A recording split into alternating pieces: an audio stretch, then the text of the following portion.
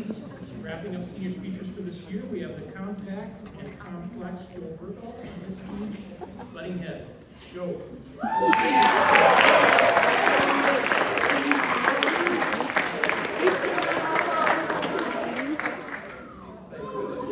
Can you give him a hand, by the way, please?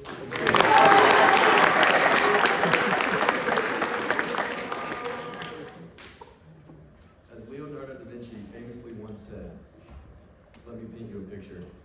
You were 10 years old. It is a rainy Friday night in the summer of 2015.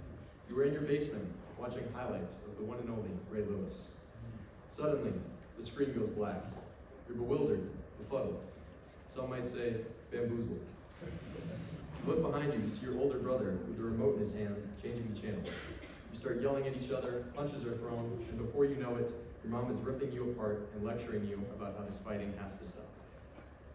When we picture rivalries, something like this comes to mind. We picture them as something childish, stupid, and brutish. But they are far from it. Throughout my past 4 years of high school, as well as through a variety of research, I have come to realize the value of these conflicts in our lives. Rivalries, in fact, are not only valuable, but indispensable. I will explain today how rivalries foster gratitude, boost productivity, and how they give us a perspective by which to view the supernatural. To start off, my first point is that rivalries force us to look back to what we love, to reflect on that which we hold dear. G.K. Chesterton says that rivalries are incited by first, quote, the love of something said to be threatened. The second is dislike and defiance of some strange thing that threatens it, unquote. Think about it. In order to have a fight of any kind, there needs to be something which we care about enough to fight over. That thing could be a community, the Minnesota Vikings or the University of Notre Dame, for example. It could be a physical home, such as those in World War II London. It could also be the set of political beliefs debated in Congress or the late night news. This means that the conflicts with which we so often come into contact are more than just tribalism. In other words, we fight for what is behind us, not because that which is in front of us is any different. We are not dogs barking at cars. Loving something dearly comes with a natural desire to protect and defend.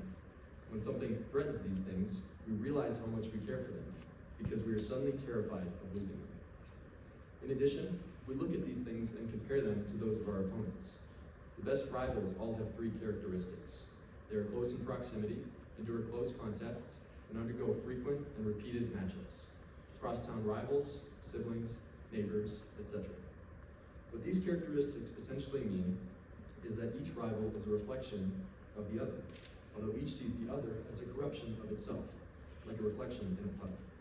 And as the saying goes, familiarity breeds contempt. Providence is actually an exception to this rule. There are not any other K-12 private Christian schools in the West Metro whose colors are blue and gold. Except for Breck, our biggest rival.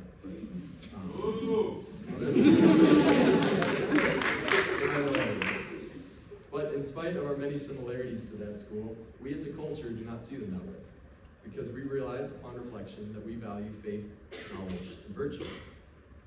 Bizarro is a character from DC Comics who is essentially a backwards Superman. He wears a backwards S on his chest, says goodbye instead of hello, and his X-ray vision can only see through lead.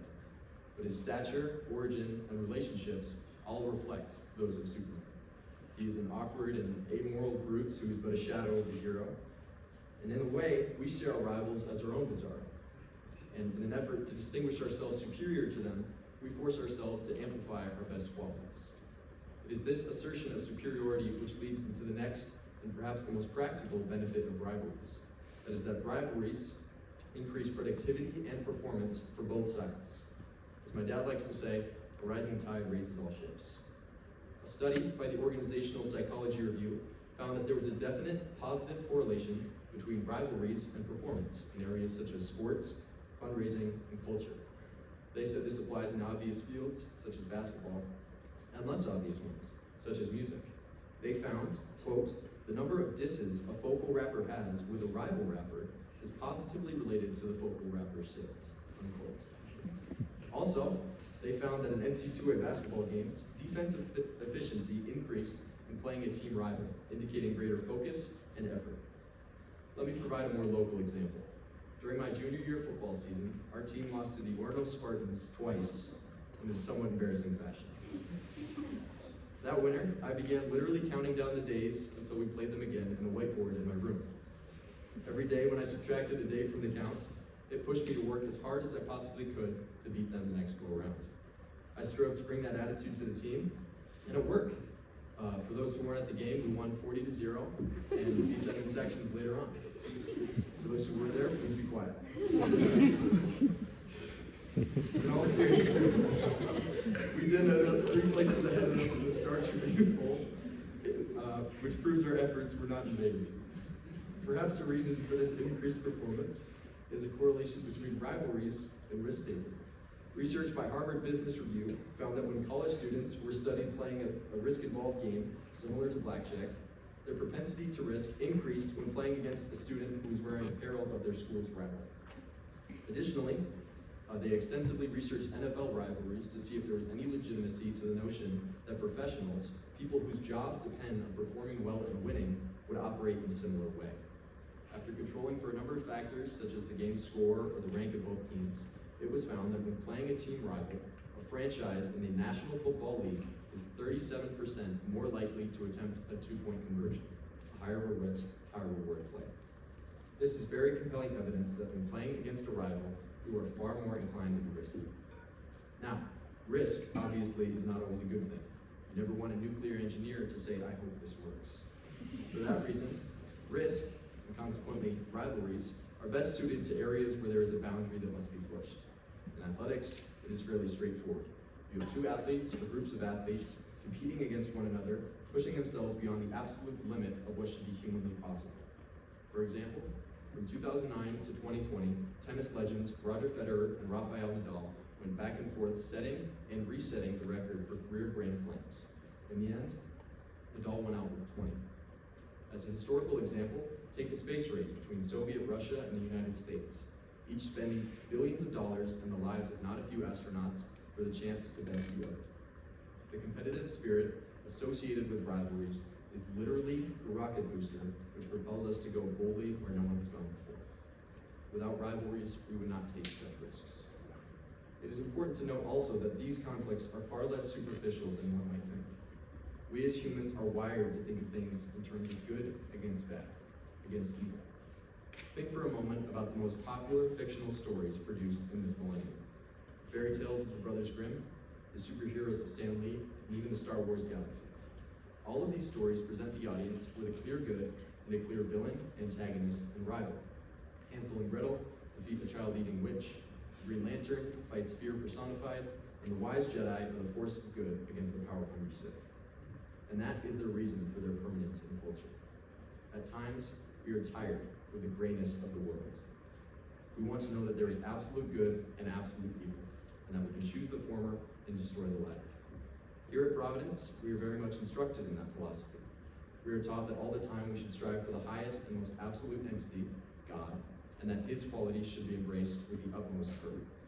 It is that fervor which prevents those values I mentioned earlier, faith, knowledge, and virtue, from devolving into fear, ignorance, and vice. In his book, The Abolition of Man, C.S. Lewis argues that the blurring of morality in modern culture is disastrous. He says, quote, "A dogmatic belief in objective value is necessary to the very idea of a rule which is not tyranny and an obedience which is not slavery," unquote. So, the way we practice distinguishing between good and evil is by assigning them to comparably trivial matters on earth. We can stir ourselves up to think that that fan wearing a Yankees jersey instead of a Red Sox jersey is almost subhuman, somewhat diabolic, and what Chesterton describes as, quote, "alien and antagonistic," unquote. And while this is ridiculous in the grand scheme of the universe, if we fall out of this practice, we will be unprepared for the fight against evil when, not if, it arrives. Again, rivalries offer us a chance to reflect on ourselves, boost productivity, and offer insight into our own search for goodness. If you take what I have said to heart, you will likely appreciate the next time you go toe-to-toe with a rival, and be able afterwards to ride off into the sunset, just hopefully not on a Mustang. Thank you, and go Lions.